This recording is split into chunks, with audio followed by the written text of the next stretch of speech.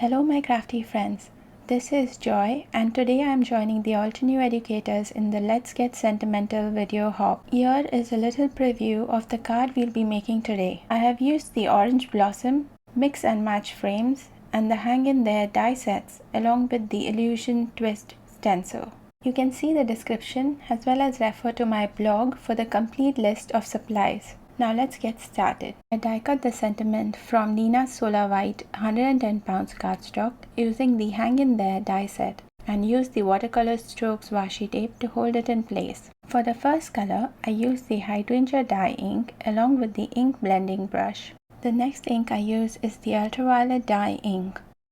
Please note I have sped up the ink blending process in this video. To ink blend the last color, I switched to a mini blending brush and used Andromeda Crisp dye ink. When I use the ink blending technique, I find it most effective to start with a lighter ink color followed by the darker one, and then going from darker inks to lighter ones. This helps me to get a smoother blend.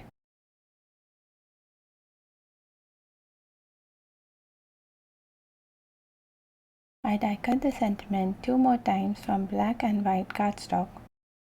To assemble it, I stuck the white die cut piece behind the colored one, slightly offsetting it to create an illusion of highlights on it.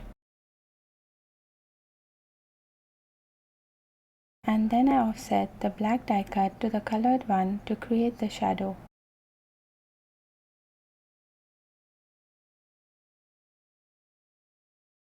For the first layer, I used Heartbeat dye ink and then I inked the same layer using Autumn Blaze ink. Next, I inked the second layer using Autumn Blaze dye ink.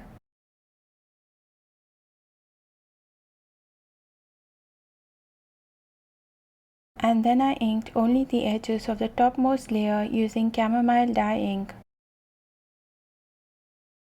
For the leaves, I used Just Green ink followed by Hunter Green dye ink. I wanted to preserve the white on the top portion of the leaf to show the highlights on it.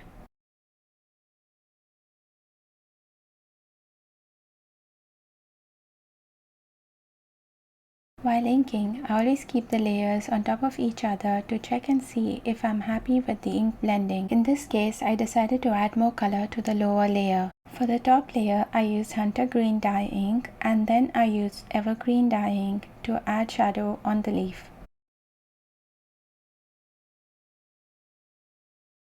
Another quick check here to see if I need to apply more ink on the top layer of the leaf before moving on to the next step. To color the fourth layer of the orange, I used the Sweet Leaf Artist Marker and added the shadow using Hunter Green Artist Marker. For the tiny stems, I used Hunter Green and Just Green Artist Markers. I colored the branch using Just Green marker followed by Hunter Green marker. If you find it difficult to ink blend small die cut pieces, artist markers or even watercolors are a good option to color them.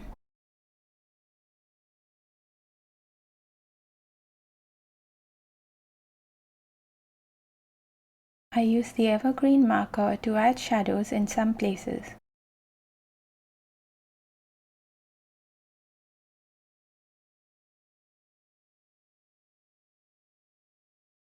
Since the Evergreen marker is quite dark, I went in with my Hunter Green marker followed by Just Green to smoothen out any harsh lines.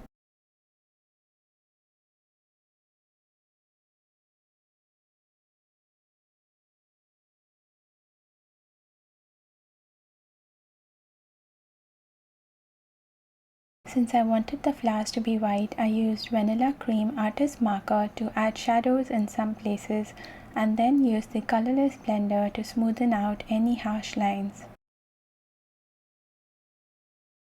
For the flower centers, I used Citrus Burst Marker and then I added a few dots using Vanilla Cream Marker to add some texture. To create the background for my card, I placed the Illusion Twist Stencil on an A2 card base and then inked the panel using Light Blue Crisp dye ink.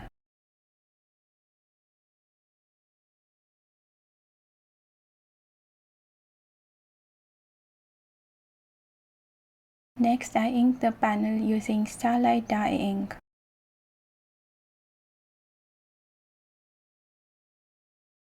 And lastly, I used Desert Night dye ink to color the panel.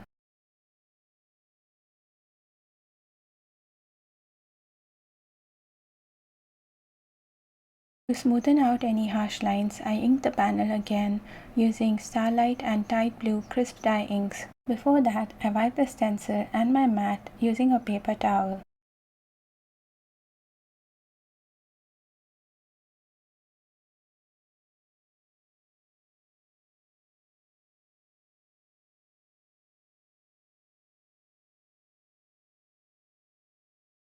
To add splatter to the background, I used Desert Night watercolor brush pen. To get the color out, gently squeeze the barrel and then you can splatter it using the same brush or any other brush you have. Once the panel was dry, I used the Tide Blue ink to color the edges of the cardstock, which will help create a spotlight effect on the sentiment. I also decided to add a frame that I die cut using the Mix and Match Frames die set.